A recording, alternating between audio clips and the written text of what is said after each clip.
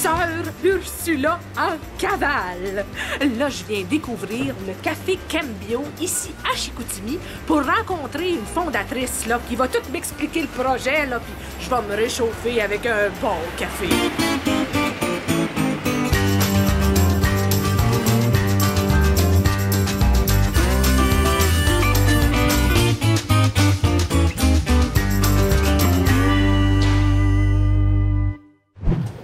Alors, Madame Guylaine Pelletier, merci beaucoup de m'accueillir ici au café Cambio, comment on le dit, hein? Cambio. Cambio. Puis qu'est-ce que ça veut dire? Hein? Ben, c'est en espagnol, ça veut dire changement. Oh, changement. Donc, il doit y avoir quelque chose qui sous-tend à ce projet-là, là, justement, qui vous amène à faire ce que vous faites aujourd'hui pour amener du changement dans le monde. Racontez-moi donc, comment c'est né tout ça, le projet du café Cambio ici à Chicoutimi? Ben, au départ, on voulait faire les choses différemment, donc le changement, c'est vraiment à la base de notre projet. On a voyagé beaucoup dans les pays d'Amérique centrale, d'Amérique du Sud, un peu en Afrique aussi. On a rencontré des producteurs de café qui faisaient du café certifié équitable. On est allé dans leur milieu de vie, de travail. Les producteurs de café sont dans les montagnes. C'est toujours des gens très simples, super sympathiques, accueillants. C'était vraiment des rencontres assez poignantes, touchantes, qui nous ont fait dire on va faire un projet avec eux. Puis le on, c'est qui ça? Ben, c'est moi et ma voisine, Geneviève. Voisine d'enfance, d'enfance. Vous êtes même pas de Chicoutimi, vous, hein? Et Geneviève, vous êtes de... ben, pas loin de Montréal, à Terrebonne, en banlieue de Montréal. Vous êtes envenu ici à Chicoutimi pour fonder un café là, qui vendrait du café équitable puis qui voudrait être cohérent avec les changements que vous voulez amener. Oui, tout à fait. Ben, on a fait des visites, on est sorti de Montréal, on est allé en Abitibi, on est allé un peu dans le Bas-Saint-Laurent. On a regardé aussi dans le coin de l'île Laurentide, la Naudière aussi. Finalement, quand on est arrivé à Chicoutimi, on a vu l'université. On s'est dit, bon, ici, il y a des jeunes, puis quand tu veux amener le changement, on s'est dit, passons par les jeunes. Je pense que ça a été un bon choix. Mais des cafés, là, il y en a d'autres là, dans notre belle région, là, mais le vôtre est spécifique parce que vous mettez de l'avant des valeurs, hein, qui justement peuvent nous interpeller. J'aimerais ça que vous nous en parliez un petit peu. Tout à fait. On s'est fondé en coopérative de travail. La raison première, c'est parce que quand on fait du commerce équitable avec les producteurs de café, on demande à ce qu'ils soient formés en coopérative, donc d'avoir plusieurs membres, des membres travailleurs qui participent à l'entreprise, dans le fond. D'autres valeurs, développement durable. Assurément, nous, c'est très important, tout l'aspect écologique, du début à la fin. C'est-à-dire, notre approvisionnement, on s'approvisionne des produits en vrac, des produits, quand on peut, biologiques ou écologiques. Après ça, c'est la transformation, pas de gaspillage. Après ça, on fait du compost, on recycle. Dans le fond, tout l'aspect gestion de nos matières résiduelles, ça, on a pris ça en charge. Aussi, l'achat local, ça fait partie de nos valeurs. Dans le fond, dès qu'on est arrivé ici, on a trouvé les petits producteurs de fromage, les charcuteries de la région, les pains de la région. Donc, on a tout décidé d'acheter des producteurs locaux. Fait que dans votre café, il doit y avoir plus de bacs de recyclage que de poubelles. Effectivement, il y a au moins 5-6 bacs de recyclage et on a une poubelle. Et le compost va chez un agriculteur de la région. L'agriculteur, il fait un échange avec vous, je pense. Hein? Il vous amène des choses pour votre côté bistrot, là, aussi, avec le café. Là. Bien, il nous amène, en fait, l'échange, c'est il vient chercher notre compost et nous, on lui donne en échange des repas gratuits. Ah, d'accord, c'est ça. Une forme d'échange pour service rendu. Oui. Puis les employés qui vont être ici, donc, qui sont en coopérative, donc, qu'est-ce qu'ils doivent porter eux-mêmes comme valeur pour faire partie du projet? Idéalement, les mêmes valeurs au niveau surtout de l'écologie, le travail d'équipe, la coopérative.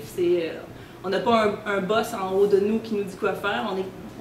L'idée, c'est d'être capable nous-mêmes de définir c'est quoi les besoins qu'on a en tant que travailleurs, puis de modifier notre milieu de travail pour permettre que ce soit un travail glorifiant. Donc, les décisions se prennent en gang, comme on dit, là. Oui, certaines décisions se prennent en gang. D'autres, c'est sûr, c'est comme une entreprise. Il y a des différents secteurs, des différentes responsabilités. Mais le gros de la mouvance, de l'objectif de la coop, ça se prend en équipe. Et si on faisait comme un petit schéma, là, vous êtes tous là sur la même marche, pourrait-on dire. Oui. Puis vous montez ensemble pour un bien commun. Tout à fait. On est tous les travailleurs, quand ils sont membres, ils ont le même pouvoir que moi, par exemple, qui est une fondatrice, qui est membre du CA. Quand on se réunit en assemblée des membres, on est tous sur le même point d'égalité et un membre, un vote. Fait que vous n'avez pas de mère supérieure qui vient vous taper ses doigts. Vous vous parlez puis vous vous organisez pour que ça travaille bien puis que les valeurs resplendissent aussi sur le plancher. La petite fille qui m'a servi mon café était toute gentille puis toute bien fine. C'est-tu autant des hommes que des femmes qui travaillent avec vous ou vous êtes plus des filles ou je sais pas, c'est une curiosité? Ben, au début, on était plus de filles. Maintenant, il y a encore plus de filles. Je pense que c'est un milieu qui attire plus les filles. Je sais pas si c'est les valeurs ou le type d'emploi, mais on essaie d'avoir aussi des gars, là. Puis, des jeunes, j'imagine, en majorité, là. Moi, je pourrais pas venir travailler ici, là. Ben, vous pourriez, parce que on est d'accord que chaque personne, surtout avec l'âge, on acquiert des compétences et des qualités différentes. Ben, notre plus vieux, il a 64 en ce moment. Puis la majorité ont entre 20 et 25. Moi, j'ai choisi le célibat, donc essayez pas de me matcher avec votre plus vieux, là, ça marchera pas. Mais face à part, il y a des employés qui sont là depuis longtemps, il y a des employés qui quittent, il y a un roulement quand même dans le Il y a un bon roulement. Les membres fondatrices, on est encore là après 7 ans. Il y a d'autres membres qui sont là depuis 5 ans, mais étant donné que c'est vraiment un milieu de travail pour les jeunes, il y a un gros roulement. Dès que les jeunes ont fini l'université, par exemple, ben, des fois ils partent soit en voyage, soit travailler dans leur domaine, soit ils quittent la région. Là. Donc ça roule. C'était un peu ça notre objectif, c'est d'avoir des employés, des jeunes, des étudiants, parce que quand on a commencé ça, on était des jeunes, des étudiants, donc c'était quelque chose qui nous touchait beaucoup. Mais vos valeurs vous suivent, même en allant plus en vieillissant, dans le fond, vos valeurs vous suivent, là. Ben oui, c'est pas... tu sais, par exemple, une entreprise pourrait avoir des valeurs écologiques, de coopération, etc., mais nous, c'était nos valeurs. On vit comme ça au quotidien, dans notre vie, tu sais, l'entraide, la coopération, etc., c'est des choses qu'on peut pas juste passer à côté. Depuis 92, on fait du recyclage à la maison, puis il n'y a pas une année qu'on a arrêté pour une raison. C'est vraiment des valeurs qui sont à nous, qu'on a transmis à la coop. Puis j'imagine que vos amis, votre réseau partagent vos valeurs, mais passez-vous pour des bêtes un peu curieuses, des fois, là, à composter, puis recycler, puis d'être autant pris dans vos valeurs comme ça, là? Ben, avant, on était un peu plus marginal, disons, mais maintenant, avec beaucoup d'efforts qui ont été faits, tu sais, avec...